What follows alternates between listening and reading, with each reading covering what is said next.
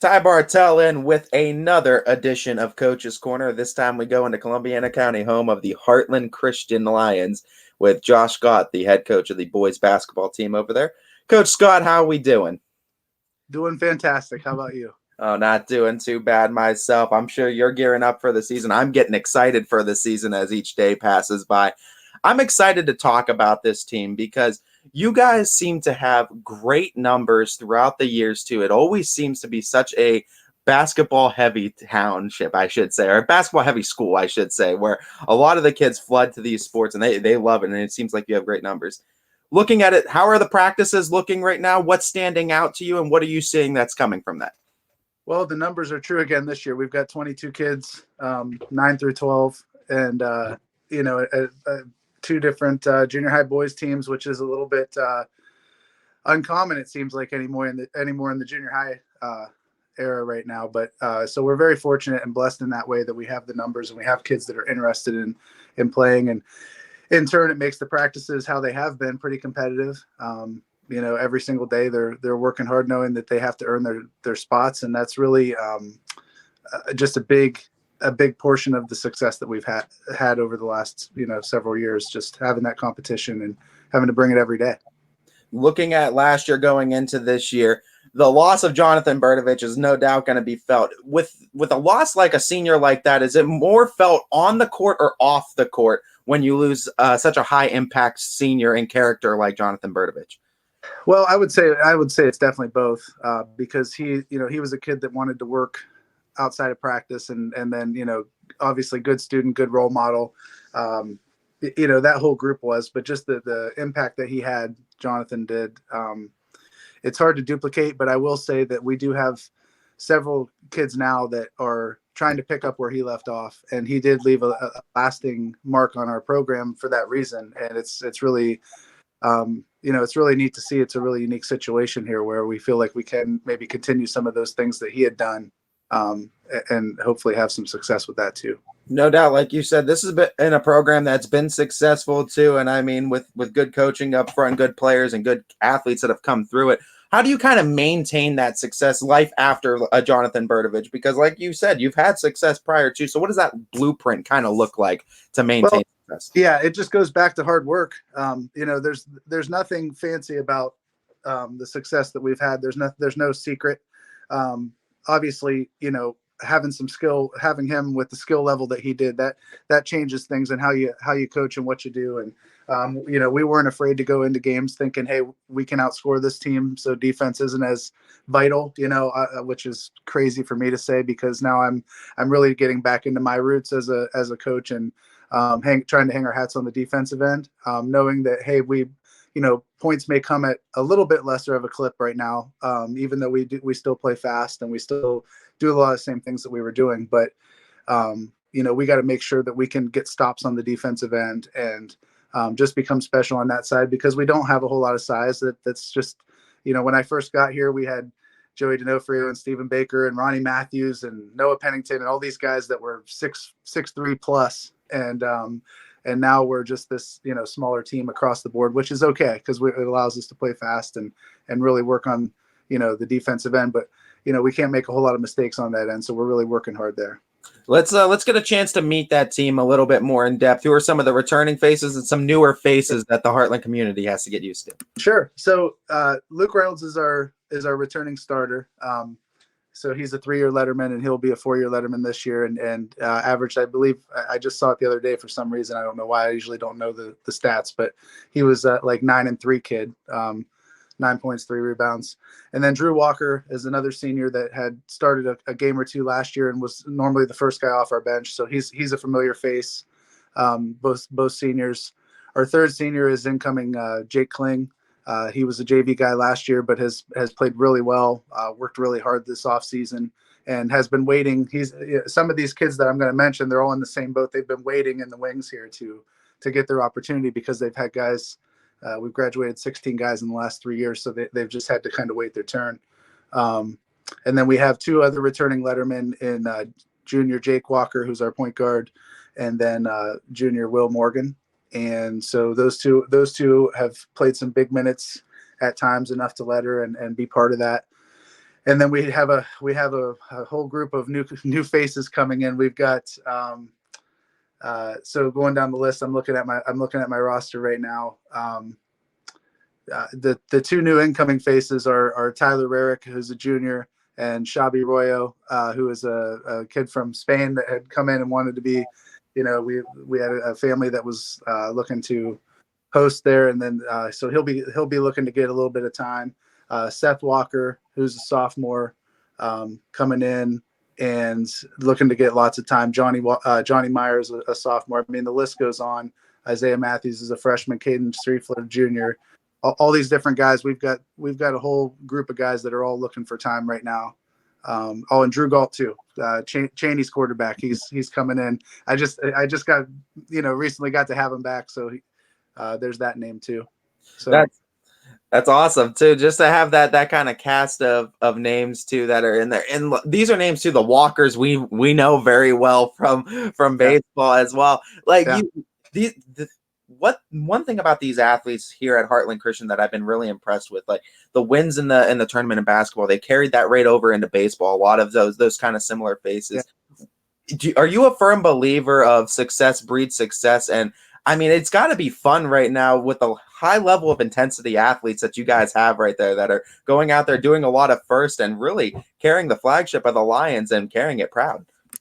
Yeah, my buddy Coach Johnson, right up the street at Columbiana, he calls us the law firm, the Walker Morgan Law Firm. I love it. Yeah, so we always get a crack out of that. But the kids are buying in, and we actually I use, so when I was coaching at Sebring years ago, and even Western Reserve with the girls even before that, McDonald was always a school that I've always looked at, like, why can't let's try to be like them, where they've had success across the board. And I use them. These kids are probably too young to remember, some of those days where they were just every single sport. I mean, they're still good now. Don't get me wrong, but they had years there where it was like, it didn't matter what sport you were playing. You knew that they were going to be one of the best teams around. And for us, I mean, that's why can't we have success at everything that we're doing? But, with the right coaching and the kids that we have in that school, we should be able to, be competitive. And Coach, you talk about maintaining that level of success. I've talked with many coaches, and a lot of them say it's about playing to your strengths. You obviously can't draw up the same plays when you have a bunch of guys that are 6'3" as opposed to now. But looking at it, teams with different sets of strengths can always make deep runs, and they find ways to win. Looking at what you got right now in your practices and with this team, what are going to be your strengths going into this season?